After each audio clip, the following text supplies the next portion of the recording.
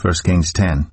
When the Queen of Sheba heard about the fame of Solomon and his relationship to the Lord, she came to test Solomon with hard questions.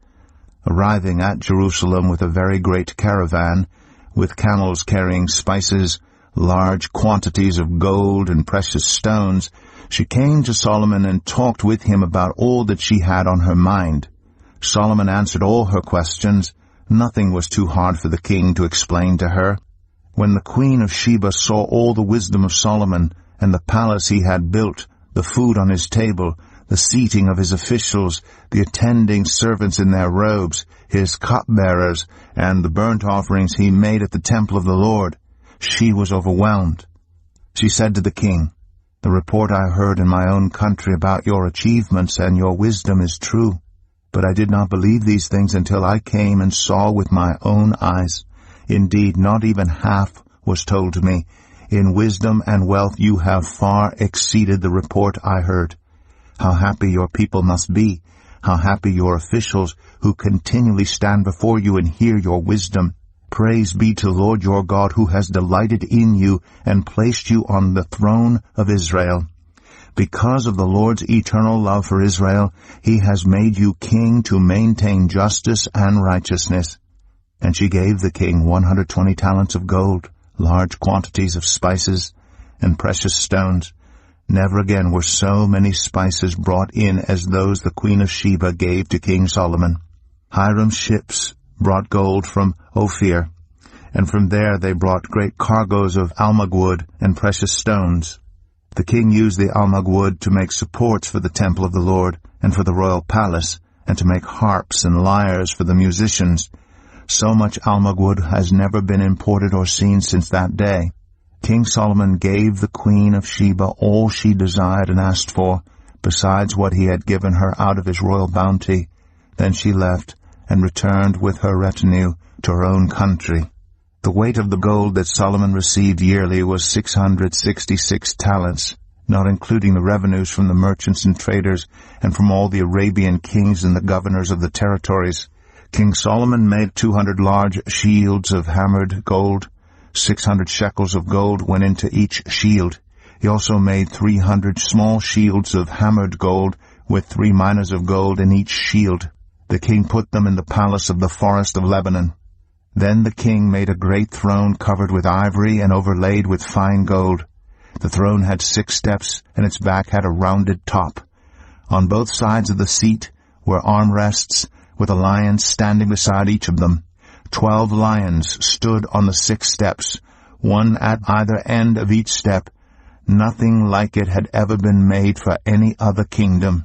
All King Solomon's goblets were gold, and all the household articles in the palace of the forest of Lebanon were pure gold.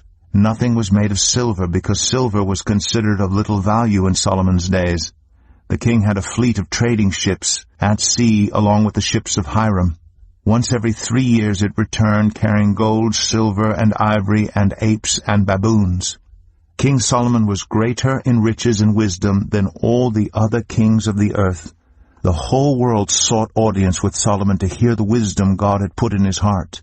Year after year, everyone who came brought a gift, articles of silver and gold, robes, weapons, and spices, and horses and mules. Solomon accumulated chariots and horses. He had 1,400 chariots and 12,000 horses, which he kept in the chariot cities and also with him in Jerusalem. The king made silver as common in Jerusalem as stones, and cedar as plentiful as sycamore fig trees in the foothills. Solomon's horses were imported from Egypt and from Kue. The royal merchants purchased them from Kue at the current price. They imported a chariot from Egypt for 600 shekels of silver, and a horse for 150. They also exported them all to the kings of the Hittites and of the Arameans. 1 Kings 11. King Solomon, however, loved many foreign women besides Pharaoh's daughter. Moabites, Ammonites, Edomites, Sidonians, and Hittites. They were from nations about which the Lord had told the Israelites, "You must not intermarry with them, because they will surely turn your hearts after their gods." Nevertheless, Solomon held fast to them in love. He had 700 wives of royal birth and 300 concubines, and his wives led him astray. As Solomon grew old, his wives turned his heart after other gods, and his heart was not fully devoted to the Lord his God, as the heart of David his father had been. He followed Ashtoreth, the goddess of the Sidonians, and Moloch, the detestable god of the Ammonites. So Solomon did evil in the eyes of the Lord. He did not follow the Lord completely, as David his father had done. On a hill east of Jerusalem, Solomon built a high place for Chemosh, the detestable god of Moab, and for Moloch, the detestable god of the Ammonites. He did the same for all his foreign wives who burned incense and offered sacrifices to their gods. The Lord became angry with Solomon because his heart had turned away from the Lord, the God of Israel, who had appeared to him twice. Although he had forbidden Solomon to follow other gods, Solomon did not keep the Lord's command. So the Lord said to Solomon, "Since this is your attitude, and you have not kept my covenant and my decrees, which I commanded you, I will most certainly tear the kingdom away from you and give it to one of your subordinates. Nevertheless, for the sake of David your father, I will not do it during your lifetime. I will tear it out of the hand of your son. Yet I will not tear the whole kingdom from him, but will give him one tribe for the sake of David my servant, and for the sake of Jerusalem, which I have chosen." Then the Lord raised up against Solomon an adversary, Hadad the Edomite, from the royal line of Edom. Earlier, when David was fighting with Edom, Joab, the commander of the army, who had gone up to bury the dead, had struck down all the men in Edom. Joab and all the Israelites stayed there for 6 months, until they had destroyed all the men in Edom. But Hadad, still only a boy, fled to Egypt with some Edomite officials who had served his father. They set out from Midian and went to Paran. Then, taking people from Paran with them, they went to Egypt, to Pharaoh, king of Egypt, who gave Hadad a house and land and provided him with food. Pharaoh was so pleased with Hadad that he gave him a sister of his own wife, Queen Tahpenes, in marriage. The sister of Tahpenes bore him a son named Genubath, whom Tahpenes brought up in the royal palace. There Genubath lived with Pharaoh's own children. While he was in Egypt, Hadad heard that David rested with his ancestors and that Joab, the commander of the army, was also dead. Then Hadad said to Pharaoh, "Let me go, that I may return to my own country." "What have you lacked here that you want to go back to your own country?" Pharaoh asked.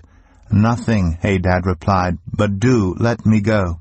And God raised up against Solomon another adversary, Rezon, son of Eliadah, who had fled from his master Hadadezer, king of Zobah.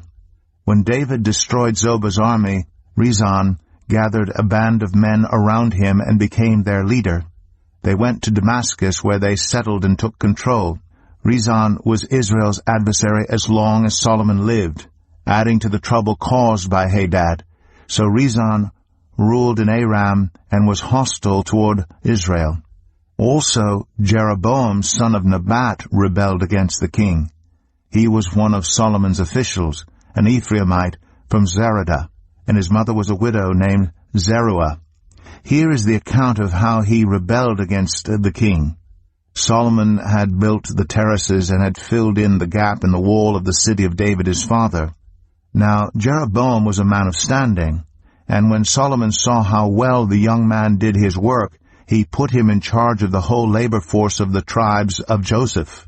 About that time Jeroboam was going out of Jerusalem, and Ahijah the prophet of Shiloh met him on the way, wearing a new cloak. The two of them were alone out in the country, and Ahijah took hold of the new cloak he was wearing and tore it into 12 pieces. Then he said to Jeroboam, "Take 10 pieces for yourself, for this is what the Lord, the God of Israel, says. See, I am going to tear the kingdom out of Solomon's hand and give you 10 tribes. But for the sake of my servant David and the city of Jerusalem, which I have chosen out of all the tribes of Israel, he will have 1 tribe. I will do this because they have forsaken me and worshipped Ashtoreth, the goddess of the Sidonians, Chemosh, the god of the Moabites, and Moloch, the god of the Ammonites, and have not walked in obedience to me, nor done what is right in my eyes, nor kept my decrees and laws as David Solomon's father did. But I will not take the whole kingdom out of Solomon's hand. I have made him ruler all the days of his life for the sake of David my servant, whom I chose, and who obeyed my commands and decrees. I will take the kingdom from his son's hands, and give you 10 tribes. I will give 1 tribe to his son, so that David my servant may always have a lamp before me in Jerusalem, the city where I chose to put my name. However, as for you, I will take you, and you will rule over all that your heart desires. You will be king over Israel. If you do whatever I command you and walk in obedience to me and do what is right in my eyes by obeying my decrees and commands, as David my servant did, I will be with you. I will build you a dynasty as enduring as the one I built for David, and will give Israel to you. I will humble David's descendants because of this, but not forever. Solomon tried to kill Jeroboam, but Jeroboam fled to Egypt, to Shishak the king, and stayed there until Solomon's death. As for the other events of Solomon's reign, all he did, and the wisdom he displayed, are they not written in the book of the annals of Solomon? Solomon reigned in Jerusalem over all Israel 40 years. Then he rested with his ancestors, and was buried in the city of David his father, and Rehoboam his son succeeded him as king. 2 Chronicles 9. When the queen of Sheba heard of Solomon's fame, she came to Jerusalem to test him with hard questions, arriving with a very great caravan with camels carrying spices, large quantities of gold and precious stones. She came to Solomon and talked with him about all she had on her mind. Solomon answered all her questions. Nothing was too hard for him to explain to her. When the queen of Sheba saw the wisdom of Solomon, as well as the palace he had built, the food on his table, the seating of his officials, the attending servants in their robes, the cupbearers in their robes, and the burnt offerings he made at the temple of the Lord, she was overwhelmed. She said to the king, "The report I heard in my own country about your achievements and your wisdom is true. But I did not believe what they said until I came and saw with my own eyes. Indeed, not even half the greatness of your wisdom was told me. You have far exceeded the report I heard. How happy your people must be! How happy your officials, who continually stand before you and hear your wisdom. Praise be to the Lord your God, who has delighted in you and placed you on his throne as king to rule for the Lord your God. Because of the love of your God for Israel, and his desire to uphold them forever, he has made you king over them, to maintain justice and righteousness." Then she gave the king 120 talents of gold, large quantities of spices, and precious stones. There had never been such spices as those the queen of Sheba gave to King Solomon. The servants of Hiram and the servants of Solomon brought gold from Ophir. They also brought algum wood and precious stones. The king used the algum wood to make steps for the temple of the Lord, and for the royal palace, and to make harps and lyres for the musicians. Nothing like them had ever been seen in Judah. King Solomon gave the queen of Sheba all she desired and asked for. He gave her more than she had brought to him. Then she left and returned with her retinue to her own country. The weight of gold that Solomon received yearly was 666 talents, not including the revenues brought in by merchants and traders. Also, all the kings of Arabia and the governors of the territories brought gold and silver to Solomon. King Solomon made 200 large shields of hammered gold. 600 shekels of hammered gold went into each shield. He also made 300 small shields of hammered gold, with 300 shekels of gold in each shield. The king put them in the palace of the forest of Lebanon. Then the king made a great throne covered with ivory, and overlaid with pure gold. The throne had 6 steps, and a footstool of gold was attached to it. On both sides of the seat were armrests with a lion standing beside each of them. 12 lions stood on the 6 steps, one at either end of each step. Nothing like it had ever been made for any other kingdom. All King Solomon's goblets were gold, and all the household articles in the palace of the forest of Lebanon were pure gold. Nothing was made of silver, because silver was considered of little value in Solomon's day. The king had a fleet of trading ships, manned by Hiram's servants. Once every 3 years it returned, carrying gold, silver, and ivory, and apes and baboons. King Solomon was greater in riches and wisdom than all the other kings of the earth. All the kings of the earth sought audience with Solomon to hear the wisdom God had put in his heart. Year after year, everyone who came brought a gift, articles of silver and gold, and robes, weapons and spices, and horses and mules. Solomon had 4,000 stalls for horses and chariots, and 12,000 horses, which he kept in the chariot cities and also with him in Jerusalem. He ruled over all the kings from the Euphrates River to the land of the Philistines, as far as the border of Egypt. The king made silver as common in Jerusalem as stones, and cedar as plentiful as sycamore fig trees in the foothills. Solomon's horses were imported from Egypt and from all other countries. As for the other events of Solomon's reign, from beginning to end, are they not written in the records of Nathan the prophet, in the prophecy of Ahijah the Shilonite, and in the visions of Iddo the seer concerning Jeroboam son of Nebat? Solomon reigned in Jerusalem over all Israel 40 years. Then he rested with his ancestors, and was buried in the city of David his father, and Rehoboam his son succeeded him as king. Proverbs 30. The sayings of Agur son of Jakeh, an inspired utterance. This man's utterance to Ithiel. I am weary, God, but I can prevail. Surely I am only a brute, not a man. I do not have human understanding. I have not learned wisdom, nor have I attained to the knowledge of the Holy One. Who has gone up to heaven and come down? Whose hands have gathered up the wind? Who has wrapped up the waters in a cloak? Who has established all the ends of the earth? What is his name, and what is the name of his son? Surely you know. Every word of God is flawless. He is a shield to those who take refuge in him. Do not add to his words, or he will rebuke you and prove you a liar. 2 things I ask of you, Lord. Do not refuse me before I die. Keep falsehood and lies far from me. Give me neither poverty nor riches, but give me only my daily bread. Otherwise I may have too much and disown you, and say, Who is the Lord? Or I may become poor and steal, and so dishonor the name of my God. Do not slander a servant to their master, or they will curse you, and you will pay for it.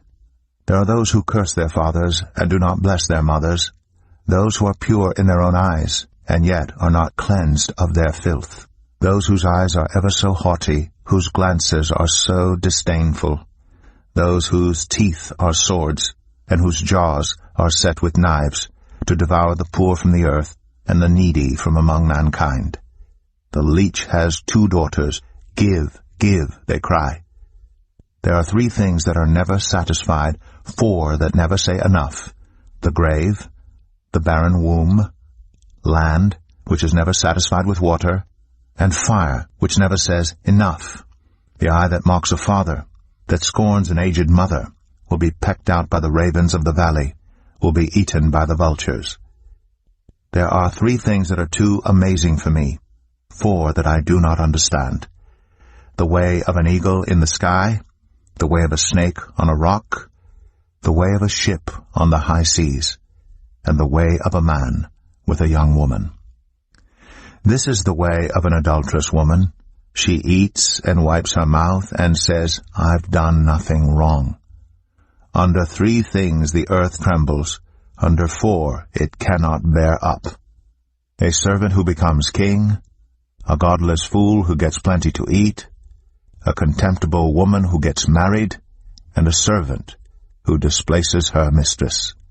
4 things on earth are small, yet they are extremely wise. Ants are creatures of little strength, yet they store up their food in the summer. Hyraxes are creatures of little power, yet they make their home in the crags.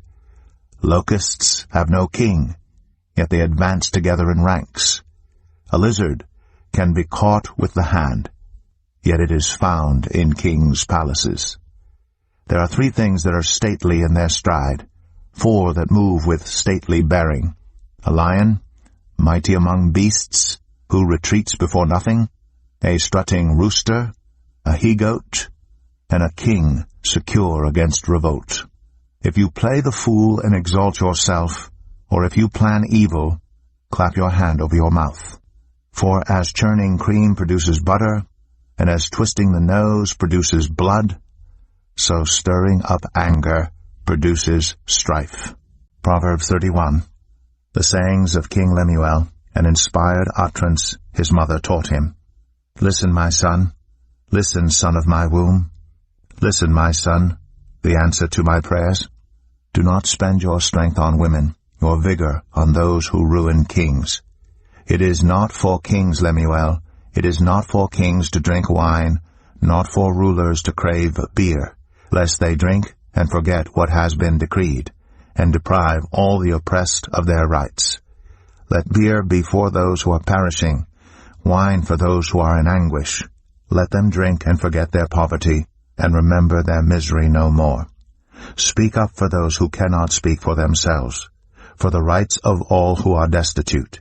Speak up and judge fairly. Defend the rights of the poor and needy. A wife of noble character who can find? She is worth far more than rubies.